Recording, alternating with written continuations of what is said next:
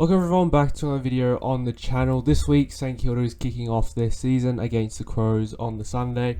So I thought it was a good time to give you guys my best 23 for the 2025 season.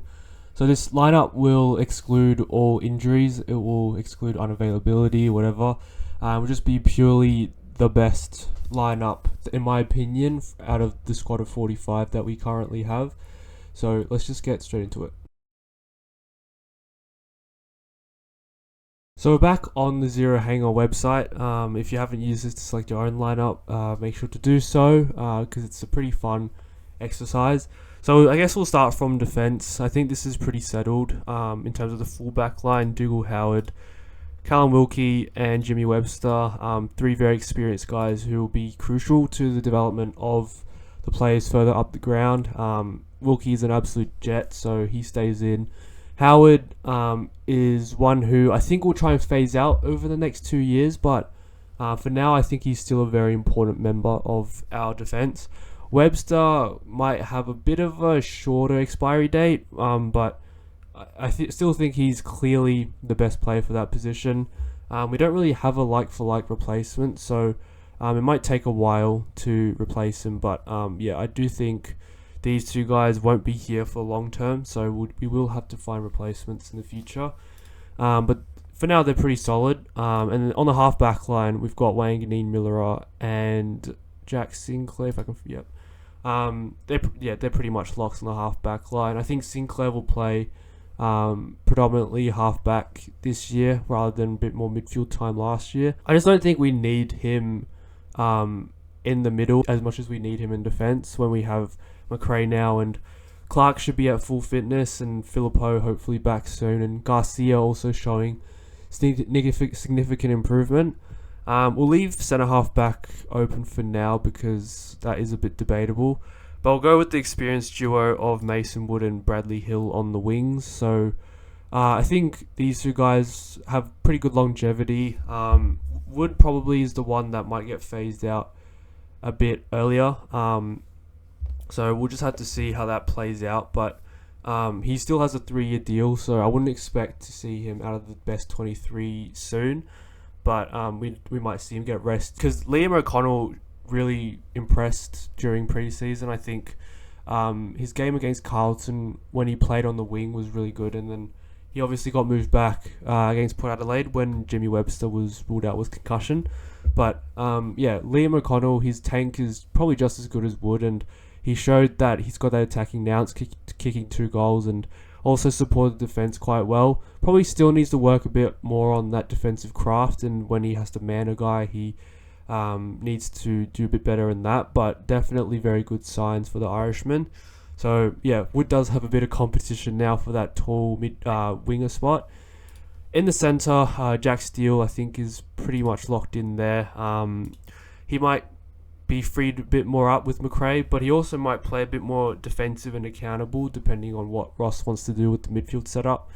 So he either gets huge numbers or he will kind of disappoint on the stats sheet, but his impact will still be just as significant as has always been.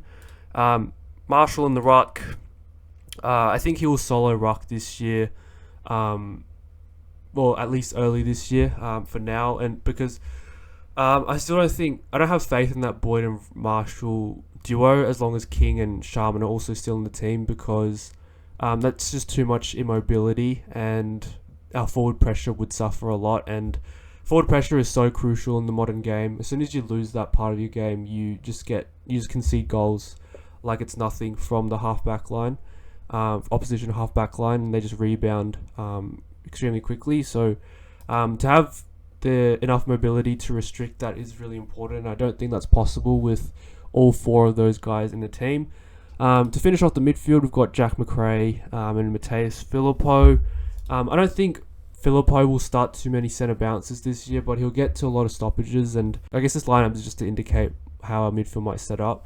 Filippo against Carlton last year had 0 centre bounces, and he just started at half forward and got up to stoppages every single time. So I think that's something that we will continue to pursue, especially since on the bench we'll have someone like Hunter Clark who will He'll probably start most of the centre bounces, and then we'll also have Hugo Garcia who will take up the rest. So Ross Lyon did elect for main four in those practice matches in terms of the midfield rotation with Steele, McRae, Boxall and Garcia.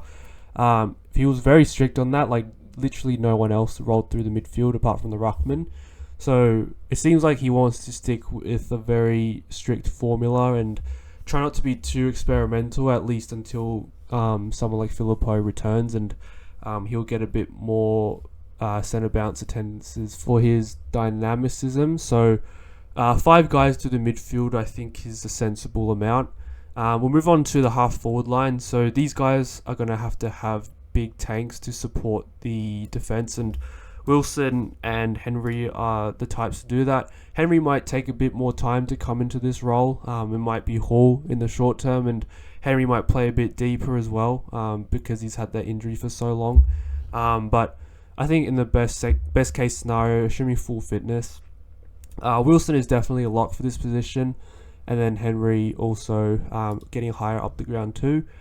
And Sharman at centre half forward, I guess is quite debatable considering a lot of people think King plays better when he's up the ground.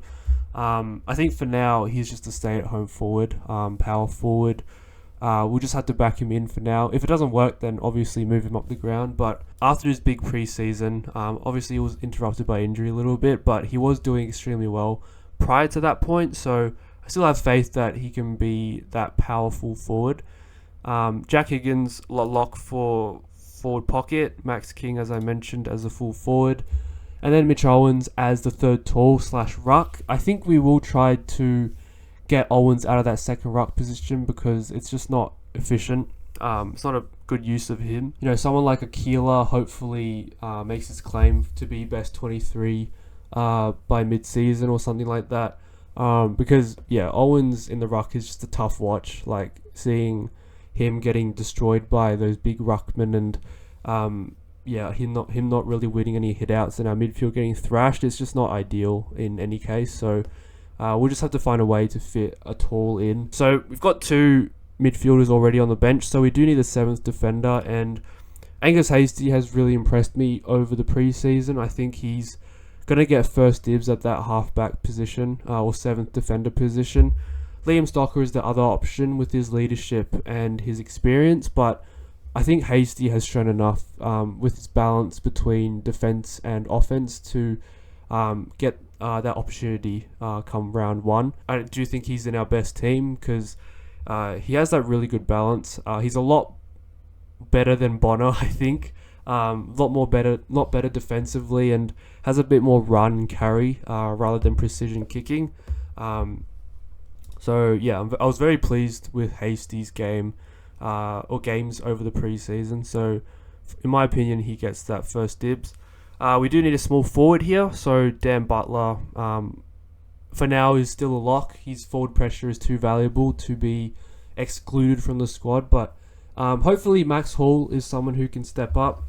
He's a natural midfielder, but he's shown over pre-season that he can kind of play as a small forward. Whether he has that knack for forward pressure, I'm not sure, but yeah, he definitely could play high half forward, and if we want to play Liam Henry deeper, that is an option as well. So yeah, but for now Butler is that go-to pressure forward. Zero Hanger hasn't updated their framework yet, but there should be a 5th interchange spot if we consider the sub. So I guess I'll just put it on screen. I think Marcus Windhager will be kind of the 5th interchange guy / sub. I think sub will be determined based on matchup and whether we need versatility or a certain position. So for now, I think Windhager as a kind of utility is the perfect sub. Obviously, it's not ideal for him to not be in the best 22 after how much promise he showed in the early years of his career, but he's just been overtaken by a few, and it seems like in the preseason Ross was trying to play him as a kind of a Mr. Fix-It. He kind of played half forward, half back, wing, and we also know that he can tag in the midfield. So he just has the ability to play every position, and I think that's what Ross is trying to develop him into, which is the ultimate role player. So I have him as a sub, but I wouldn't be surprised if he is in the 22 and we drop someone else out like Clark or something. So we'll have to see how that plays out. And that leaves us with this centre half back position, and this is probably the most debatable position in the entire lineup. My ideal preference at the moment is Anthony Caminiti because I think he has the attributes to be a really good defender. He has good hands, good size. He reads the ball quite well, and his follow-up work is really good as well. So he's very intense when it's at ground level, and I think that makes for a pretty good defender. But over pre-season, Rossline didn't really seem very keen on that idea, so I don't think that's something that Ross might pursue. But there is the case that Sharman and King were both injured, and we just had to play Caminiti forward. So I'm going to put him back for now, but this could easily be Taru. The only reason I'm not going with Taru is because we haven't seen him at any sort of competitive level. Like we're judging Taru based on his under 18s form and his draft pick number at pick 10, and we've seen glimpses of his training the past week since he's joined main training a few times, and he's shown off his talent, but he just needs to, I guess, prove himself a bit more to get into the best 23. But yeah, I think despite Caminiti having played very little defense, I think what he showed against Brisbane was quite impressive, and that is something that I personally would persist with, especially given our forward line is already quite full of key forwards. The other option is James Barrett, but I think he might be more of a Dougal Howard replacement long term like that. So I think we'll just stick with Caminiti for now. Schoenmaker is probably someone you guys will ask about. I don't think he still has the defensive ability that's required at centre half back. He's obviously a very good kick, but apart from his kicking, like, he doesn't really have much else in his game and quite one-dimensional. So I think he'll just develop that in the VFL and hopefully be someone we can work with beyond 2025. Some other guys that we could probably consider in this lineup are guys like Zach Jones, who is a reliable AFL performer, but probably just a bit too old for our list profile to be pumping games into. Ryan Burns is someone who I think will get plenty of games this year as well. Paddy Dow, when he recovers from his injury, is someone I think will push into the lineup too. Toby Travalia, I think later on the year, once he's developed a bit more in the VFL, will push in to the side as well. So there's a lot of guys who will eventually you'll see at AFL level. Not exactly best 23, but I think they have the potential to do so. So that'll do it for the video. Make sure to leave a like. Comment your thoughts on the lineup, what you guys would change, what you guys think is the best decision to make at centre half back, because that's something that has kind of stumped me. Make sure to subscribe to the channel, and I'll see you guys in the next video.